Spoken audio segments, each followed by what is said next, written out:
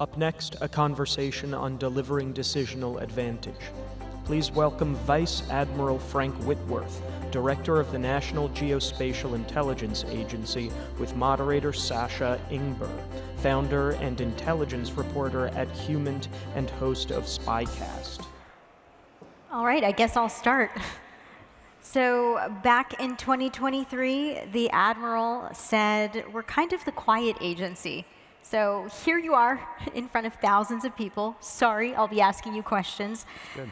To level set, much of what we'll be talking about is Project Maven. That's a Pentagon initiative launched in 2017 that uses algorithms for military targeting. It's looking at full motion video feeds, satellite images, and the invisible to include radio waves and infrared. These computer vision algorithms are meant to speed up decisions and scale up to process as much data as it can. Of course, the stakes are incredibly high when it comes to mistakes in this line of work. So, Admiral, you are sitting on a massive amount of data from satellites, drones, reconnaissance aircraft. Let's talk about the role that humans play in training the AI to identify targets and anomalies. Thanks, Sasha. It's a great way to start this conversation. And I want to thank you for participating with me in this exchange and the invitation to be here at the exchange. I'm here on behalf of the men and women of NGA, the National Geospatial-Intelligence Agency. And just so people can baseline what we do and the nature of your question as to what are the functions that AI will actually help us with, there are three things I'd like you to memorize. Number one is warning. Understanding the baseline of behavior and equipment across the world, and sounding off when something's anomalous and could be a problem and could ultimately lead to a crisis. Another is the safety of navigation. We look at ingresses into airfields and egresses. We look at the water column. We also look at the seabed. And we keep that data, and it's authoritative for all of the men and women that we have in the world in the armed forces of the United States. And then there's targeting, which is obviously where you're preparing for possibly the use of force, and that's on behalf of the President and the Secretary of Defense and those combatant commanders. And speed and scale are all part of this. Everything I just described, well, these are global responsibilities on behalf of the United States, and that's, as you said, that's a lot of data, more data than any other agency, certainly in the IC and possibly within DoD, or even larger. So we need some help. And the role of humans reminds us that there is kind of this word humility, and I've been really thinking about the word humility in two ways. One is the humility as humans to accept that it's getting so big, that the data is getting so enormous, that we do need to accept some help when it comes to AI. And then there's also a little bit of AI humility, where when you have a situation like targeting, like warning, like the safety of navigation, you may actually need the model to be humble enough to accept that a human needs a double check, as you indicated, when the stakes are really, really high of mistakes. Mm-hmm. So you're right. NGA Maven, we adopted at the behest of the Undersecretary of Defense for Intelligence and Security, we adopted a project, it was called Maven, that was aimed to ensure that there was something real inherent to this thing AI in the defense sector and in the Department of Defense, and there was. And so we adopted it, and within a year, less than a year, we had that validated by the joint requirements process, and it became a program of record, which adds the necessity of oversight. Every dollar counts. We want to make sure that we do this correctly.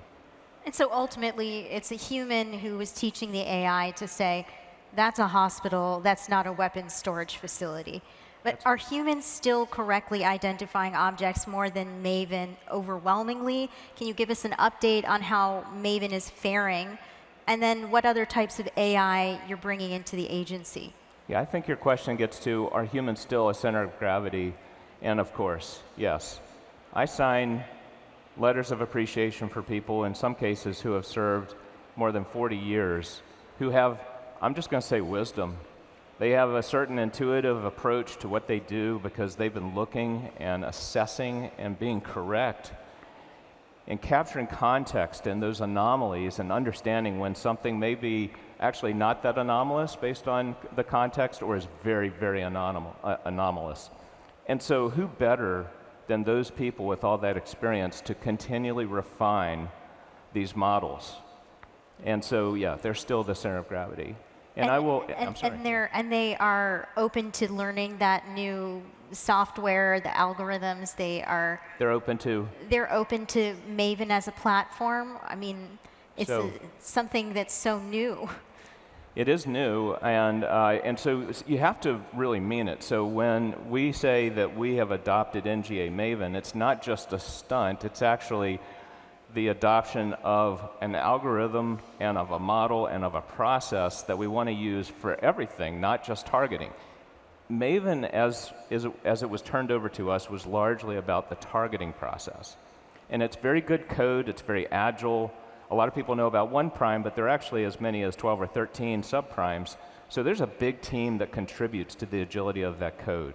We wanted to ensure that we've replicated that across all three of our missions, not just targeting. We want to ensure that AI has a role to play in warning and that AI has a role to play in the safety of navigation. Mm-hmm. Yeah. And how is it doing when it comes to latency time? And I mean, yeah, we've got good numbers, and so everybody likes a good metric.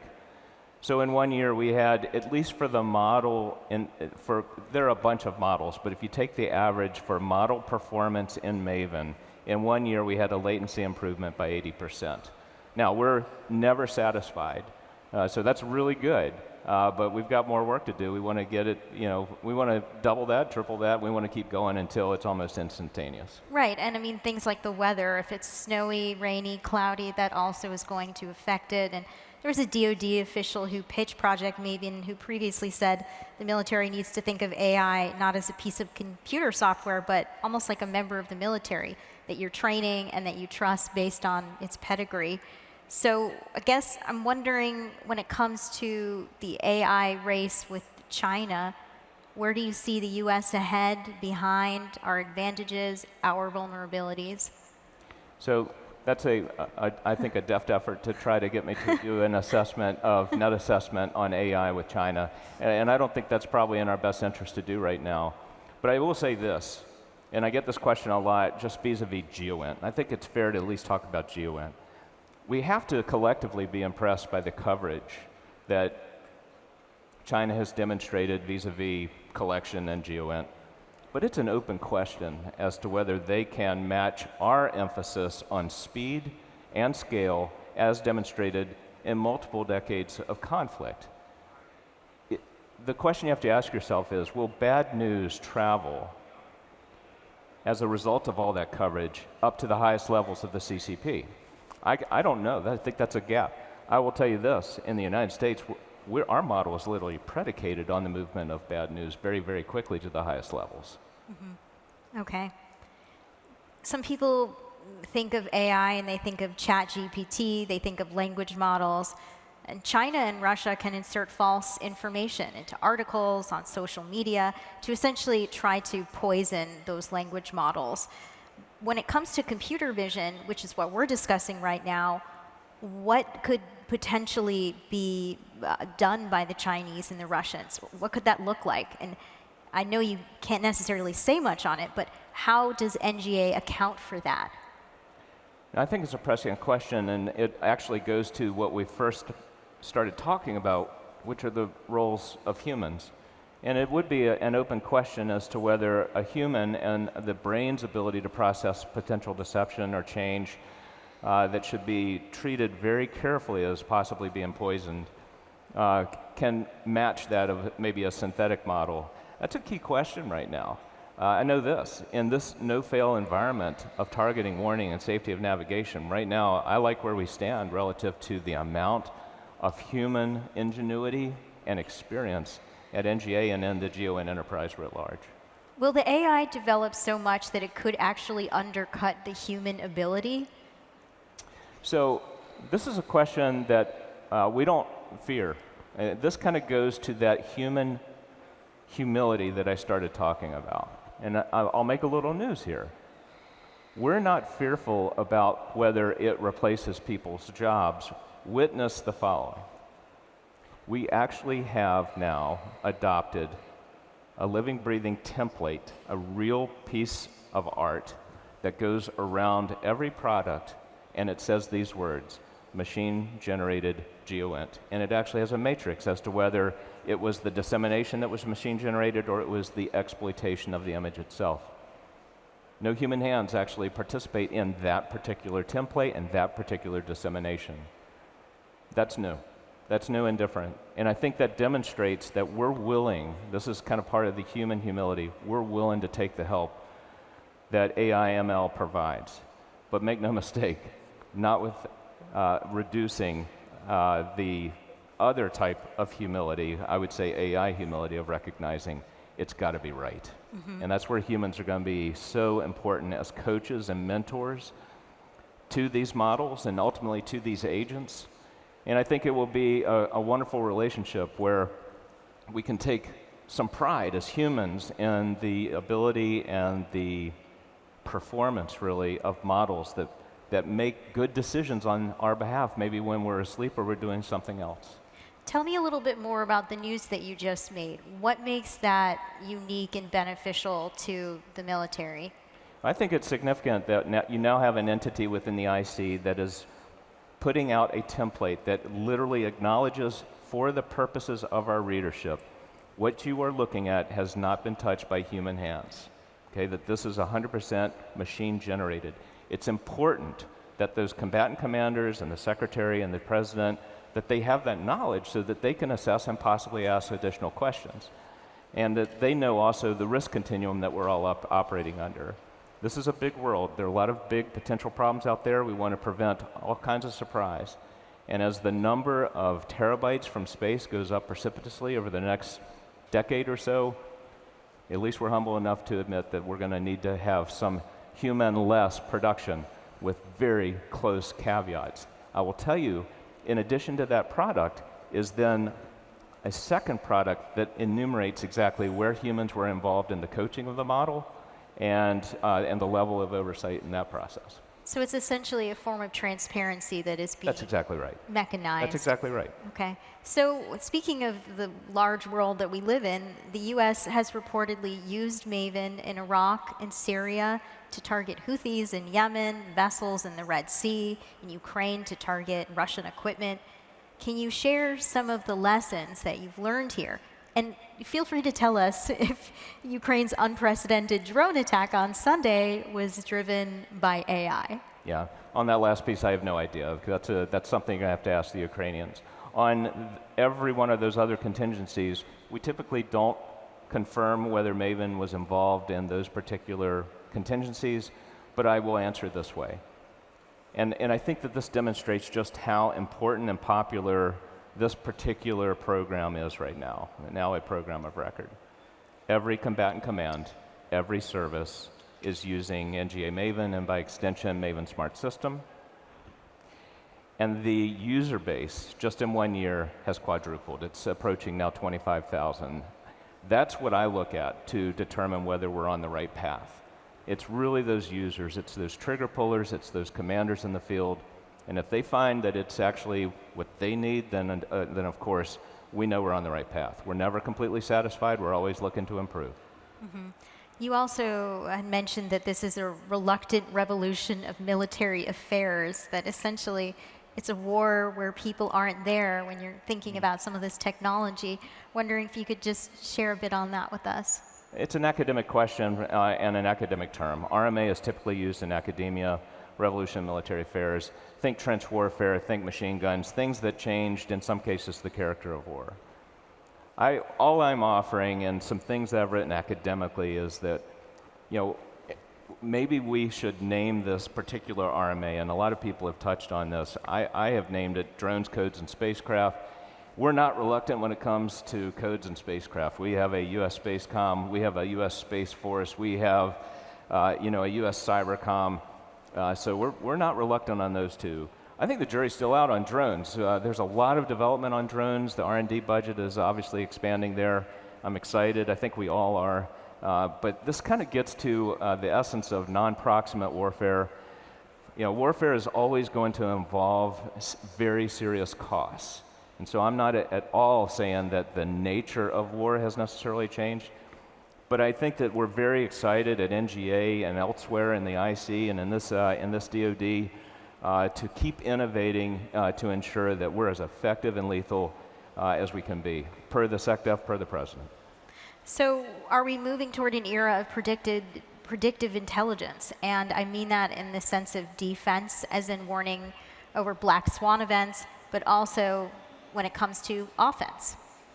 Yeah, so I would like to think that we've been in the prediction business quite well in the intelligence community. That's the essence of this, obviously trying to take indicators and then based on context, based on fusion, tell the tale of what might happen in the future. So I would hope that we're still in a predictive framework here for the intelligence community. I don't know if your question is on whether we're going to apply AI in offense or defense or both. I want to make sure I understand your question. Yeah, that's true. Okay, so I would say that whether it's AI or just this word automation for defense, we've been in that business for quite a long time. There are sailors at sea that use automated approaches to defense every single waking hour of every day, and they're kept alive.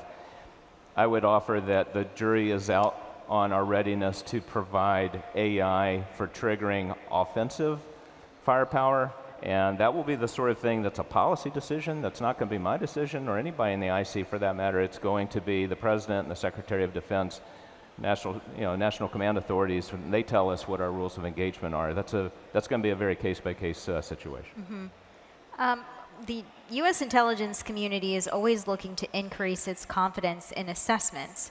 So that could potentially mean bringing together different types of AI. What is NGA considering or doing right now? So I think where you're going with this question is the idea of multiple layers within. So like, for instance, we're the GeoInt layer, and we have, the GeoInt layer typically will involve national technical means, commercial data, this new proliferated architecture that the Space Force has put out, and then maybe even some international data. So that's a big denominator of a lot of different data. And so we definitely are working on mastering that aspect of a GeoInt layer within AI. When you talk about like agentic models and you're talking now about multiple layers, multimodal approaches, we're also really, really excited about that. And I am seeing there are 3 that we have right now that we've been sharing with some warfighters, and I'm seeing almost immediate effects in their ability to accelerate things like target development, or in some cases, indications and warning. What about the partnerships that the United States has with allies, with the private sector? What kinds of opportunities are you seeing open up in the GeoInt AI space? Oh, I love this question because GeoInt is... Finally got a question he loved. Now, this GeoInt is a great place to begin a conversation with a new partner or to continue refining a relationship of the international variety. In addition to being the chief of the National System for GeoInt, what we call the NSG, that's with US partners in the IC and the services, COCOMs, et cetera. I am also a co-leader of the Allied System for GeoInt, which is really both are just about standards. How are we going to do this business? And so there's a lot of excitement. In fact, I'll be engaging on a foreign trip, an international trip later this week, as kind of proof that we're always engaging with our international partners to establish and maintain standards and always get better. And what's the nature of GeoInt versus HUMINT when it comes to the readiness of private sector and allies to collaborate? Yeah, I don't think I'm in a position to assess the human readiness, even of, if you're asking like from the perspective of the director of CIA or otherwise, you'd have to ask probably him and some others. But, and so I really don't get in the business of doing a net assessment of GeoInt versus HUMINT, because it's all one big team. Frankly, each discipline cues the other. We create opportunities for each other. That's really the secret sauce of the United States intelligence community. We all get along very well, and we all need each other, and so we're pulling for each other. We're not pulling against each other. So I hope that addresses, on the international piece, I couldn't even begin to assess the readiness of the HUMINT that might be internationally based. We've seen news when it comes to Space Force in your agency. There was recently a memorandum signed. Can you tell us about what it signified and why it needed to exist? Yeah, so early on, I think that there were some characterizations of maybe some disagreements between our perception of tasking satellites and the U.S. Space Force's perceptions of tasking satellites. And all it needed was, frankly, a couple of really good meetings where we discussed our roles and missions. And then we wanted to codify that, coupled with also some responsibilities at the combatant commander level involving an entity called the TAC SRT. These are people that are looking for the ability to task commercial providers at the COCOM level. And we do that as well. And we have a layer, a portal that is massive. It's called the GEGD, Globally Enhanced Geoint Dissemination. Got to have an acronym in the government. That's right, but at least I defined it, right? And there are over 400,000 vetted users of that, and we aren't the middle person. We sponsor this and we make it available so that commercial is available to as many customers as possible. So to ensure that this will not be a rub in the future, it's really important just to kind of mark down who's doing what. And that's really what the MOA is good at. It just sort of sets these definitions and expectations for a really healthy relationship. It seizes on a positive trajectory that we have established in the Joint Mission Management Center. So when you're tasking satellites, you're going to have some dilemmas that involve priorities.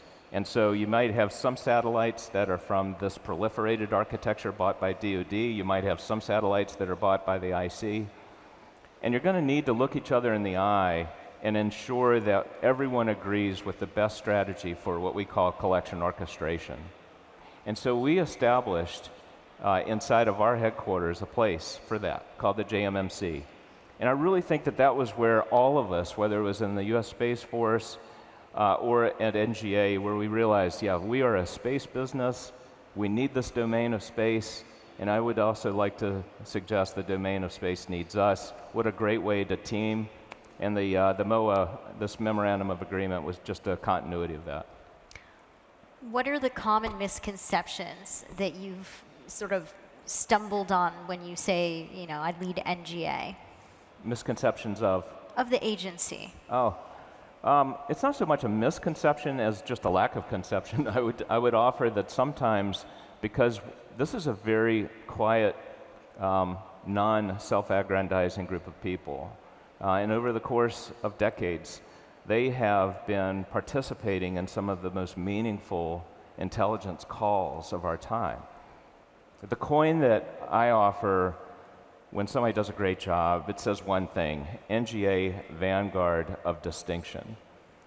In the laws of armed conflict, as Americans, we're all reared to understand humanity, necessity, proportionality, but we're not necessarily reared to understand distinction, which is effectively saying to the National Command Authority, this is a combatant, this is not, this is a non-combatant. That's a really, really important thing, and we do what, that process is called the process of positive identification, and we render more positive identification calls than any other agency. But when you also think about our responsibilities for accuracy and precision, it's quite impressive. We actually cut our teeth on the Apollo program, and we actually had the audacity to try to map the moon, and it was successful. In fact, we've had astronauts over the course of history say that those were actually really good renderings. So we do the same for this Earth, and at some point in the navigation business, you have to set a datum, that place on the Earth that becomes the source of accuracy elsewhere. And that's what we did in 1984. It's called the World Geodetic System, WGS 84. And so we still maintain that. And now you've got a GPS constellation that also relies on that. So when you think about billing and you think about all of the navigation, moving from point A to point B, the safety inherent to that, the business inherent to that, I don't know, that might be one of the primary enablers of wealth that we have.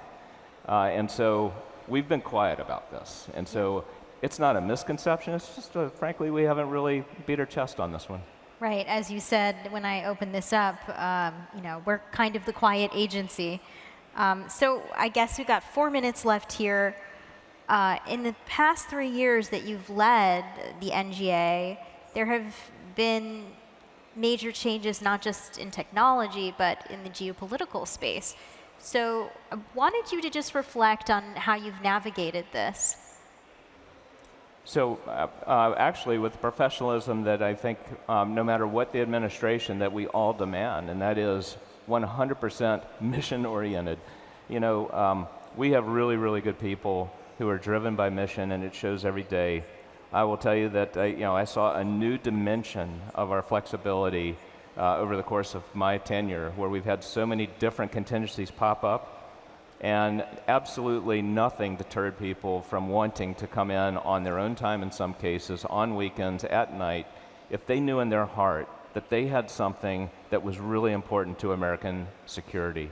And it motivates me every single day. I get the privilege, frankly, of looking these analysts in the eye at 8:45 in the morning, as long as I'm not late, and sometimes I'm late. But I look at them every single day, and we have a conversation about the intelligence that's come in over the night and decisions that our team has rendered relative to collection, exploitation, dissemination, and it really is a privilege. And so through all of that, no matter who might be in charge at that particular time, that has been a common denominator of performance, and I'm really proud of them. Okay, last question, since we still have 2 minutes and 30 seconds here. I got to take advantage of it. What's next for Project Maven? Yeah, so we had a decision to make, and I took the position as one of our resolutions for 2025 as the year of AI to do some task organization around AI. And so we established a director for AI programs, and so that is our chief acquisition executive, and it also happens to be our chief of capabilities. In fact, he's putting on an AI summit on the 9th in our building. It's a classified summit. It's really full, but anybody who wants to go, we're not going to turn anybody away. What about the journalists in the room? Okay, well, we're invited now. There you go. And then I also established a director of AI mission, and so this is an individual who has been tied into Maven for some time at 18th Airborne. He is now a senior within NGA. He sits at Fort Bragg. That's Joe Callahan. Trey Treadwell was the first person I mentioned. And then we established also a chief of AI standards. That was Mark Munsell. He's recently retired, and so we'll be announcing a new chief of AI standards. That's also the chief AI officer. I mentioned that framework because part of it is also moving into a responsible program where you share analytics and processes for analytic frameworks across targeting, across navigation, and across warning. So we didn't want Maven to become pigeonholed into just targeting. So we established a PEO. And so this executive officer approach for the program allows us to have a PEO for advanced analytics, and that's now Rachel Martin. If anyone knows Rachel, she was very much tied into Maven over the last several years. And so she gets to ensure that we have continuity across targeting, warning, and safety of navigation with just good analytics. Admiral Whitworth, thank you so much for your time. Thank you. This has been an honor. Likewise. Thanks. Great.